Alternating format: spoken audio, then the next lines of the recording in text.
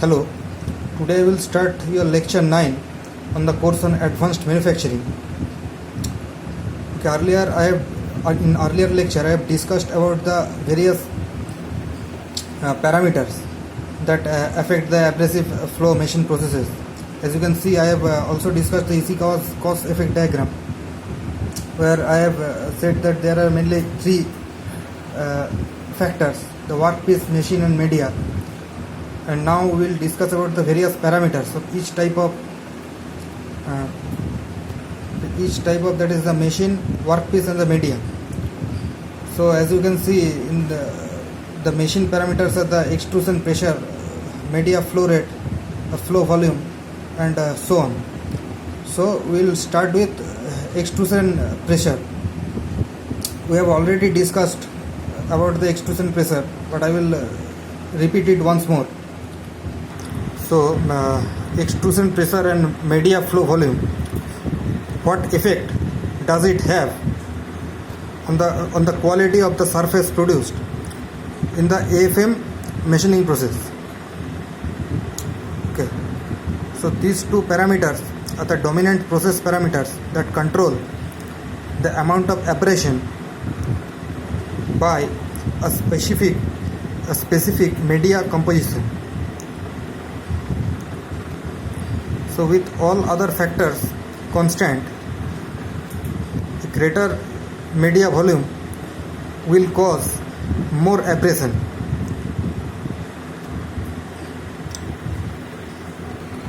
So the extrusion pressure, it strongly affects the final force acting on the abrasive grains and thus significantly affects the surface roughness of the machined part. So I have already discussed this extrusion pressure in the previous lecture. Now I will go to media flow rate.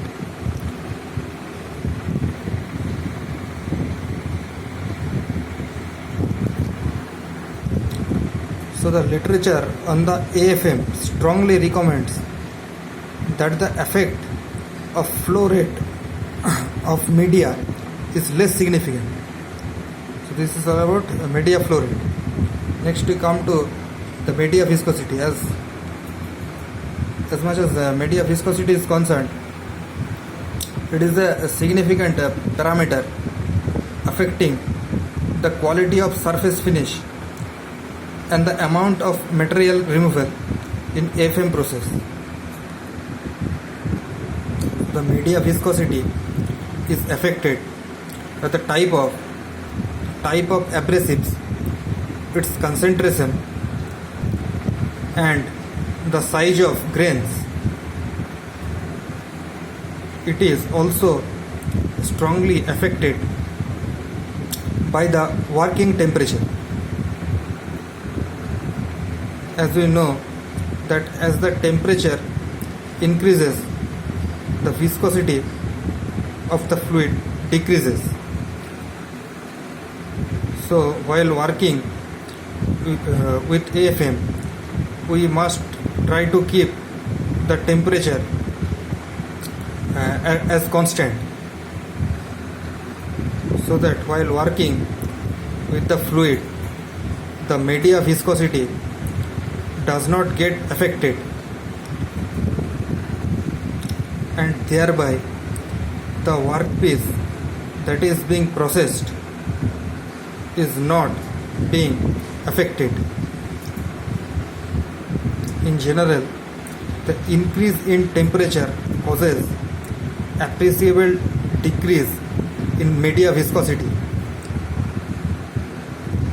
which may result in settling of the grains, thereby influencing the flow parameters in the overall abrasion process. Here you can see there are given some general guidelines for selecting media viscosity. You can see the table over here. So depending on the passage size, how the viscosity will be selected, whether it should be low viscosity or medium viscosity or high medium or so on. You can see over here low medium and high medium based on the passage size. You can select the media viscosity. Next parameter in machine settings is the number of cycles. Okay, I have not written over here. Refer to the previous the Fishbone Ishikawa's diagram. Okay, there you can see. So the travel of medium from one cylinder to another cylinder and then back to the first cylinder is termed as a cycle.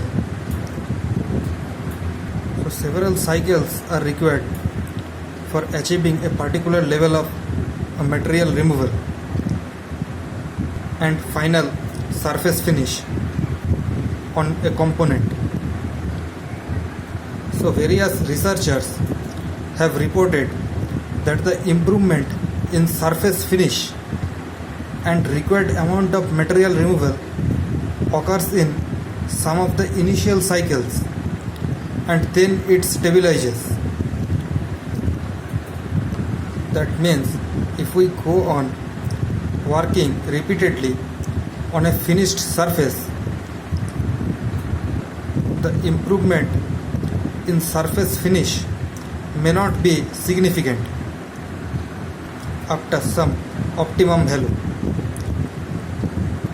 but in the initial few cycles the material removal will be much faster.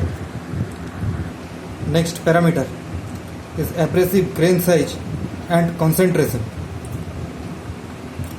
So the abrasive grain sizes used in abrasive flow machining varies from grit size of 500 for tiny hole applications to 8 grit to size 8 grit for roughening and stock removal applications. So larger abrasives cut faster, while smaller size gives better finish and can reach into complex and narrow passages. So always larger abrasives cut fast. It is a common knowledge. So for a finer surface finish, we use smaller size of grit particles, for finishing applications without bothering about the MRR, the material removal rate. So now let us see the capabilities of abrasive flow machining process. Okay, the surface finish improvement by the AFM process is several times better than that of the original surface finish, provided the surface finish is in the range of 28 to 280 micrometer.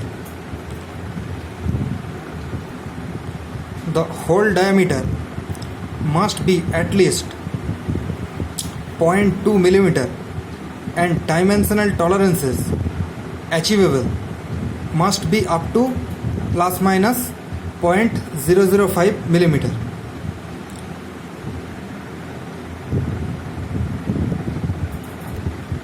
Now very fine holes will not get better surface finish because the restriction of hole will not permit the free flow of abrasives into these narrow zones. Therefore, we may not get expected results in case of very tiny holes.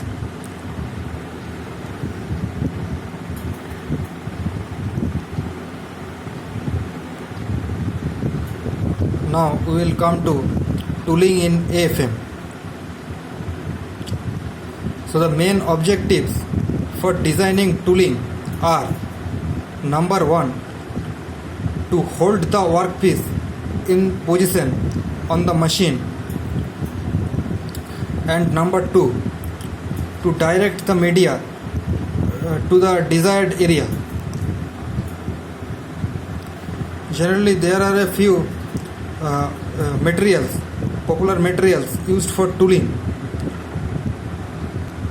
Number 1 is steel, which has a very good strength and durability. Therefore it can be reused for several hours of working. Then another one is rattan. This material is very useful in complex shapes, for machining complex shapes. Then aluminum and nylon, they can also be used for tooling purposes, as they can be easily machined and are also very light in weight. Here are some of the schematics of tooling, as you can see over here. See figure 2a. So this is how a tooling is designed. Figure 2a is for internal finishing and 2b for external finishing of the parts. So these are the surfaces to be finished, and this is the arrow lines you can see. These are the flow of media, okay, which contains the abrasive materials, and while passing through this abrasive particles, it causes abrasion on these outer surfaces, okay, and thereby improves the finish of the surfaces. Similar is the case for these internal surfaces. So media is directed through these various passages in this tooling arrangement, and media is allowed to flow, you can see, through this workpiece, and while flowing it comes in contact with these internal surfaces of this workpiece, and the abrasives causes abrasion on the surface, and thereby causing improvement on the surface finish of the workpiece. So these are some of the tooling that are being developed. Okay.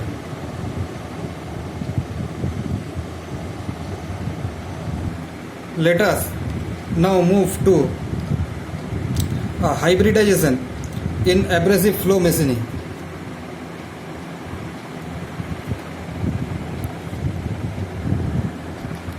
So now why do we need hybridization? So in general, hybridization is a combination of two or more processes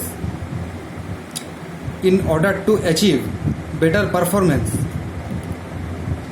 in terms of, firstly, enhanced productivity, secondly, enhanced product quality, and thirdly, reduced cost. So in order to enhance performance, in terms of better productivity, enhanced product quality, and reduced cost. So if we have, suppose in the hybridization process, if we have a process 1, it has some performance, you write as P1. Now this performance of this process 1 has some inherent limitations. Now if we add a process 2 to this, then what we will have is a combined effect of these two process 1 and process 2. So we get what the net performance of these two processes, which is obviously better than the individual process. So we obviously get a better result in form of the combined process. But again, we should be very careful in choosing this process 1 and process 2, because the combination of these two process may not give a better performance or performance enhancement or enhancement of performance. So the limitations of process 1 or process 2 can be nullified by its other, and as a result we can get a better performance. So this is the cause of the term hybridization. Now let us see how this hybridization in abrasive flow machining can improve the performance of this process. As we know that the abrasive flow machining is a low material removal rate process, low MRR process. Therefore, hybridization in AFM is aimed at enhancing the efficiency of the process in terms of higher material removal rate to obtain a better surface quality. So here are some of the hybrid AFM processes. Okay, at first you can see here there is a simple AFM process. So with this we add hybridized AFM process and we get some enhanced functions in form of, with after hybridization we get the various types of AFM, that is the magnetic, chemical, centrifugal, as you can see over here.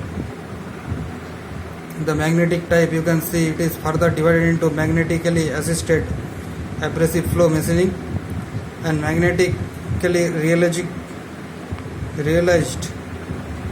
abrasive flow finishing. Okay, so these are the two types of magnetic AFM. Next you come to the chemical AFM. Here it can be again subdivided into L, it will be E,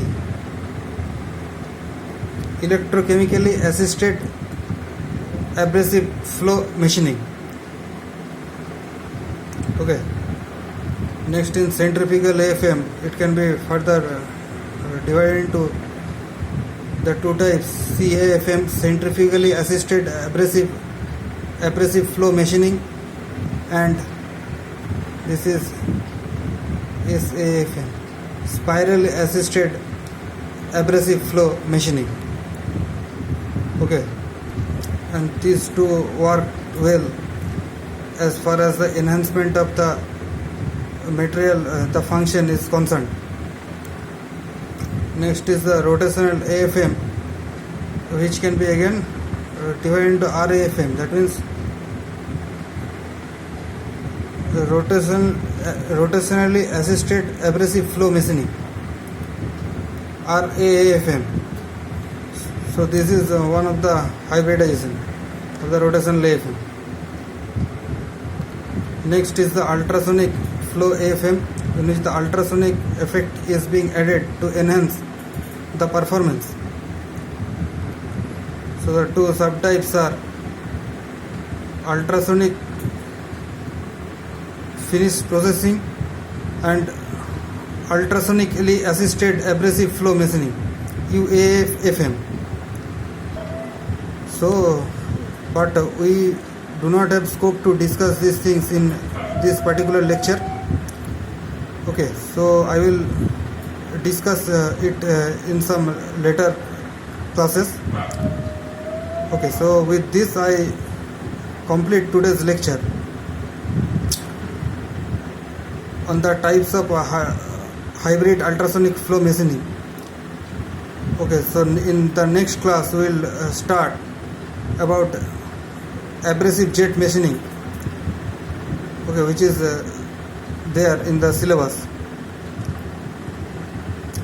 So I finished today's lecture with this. I hope you will be able to understand about the various hybrid machining processes, the various process parameters. Okay, so thank you.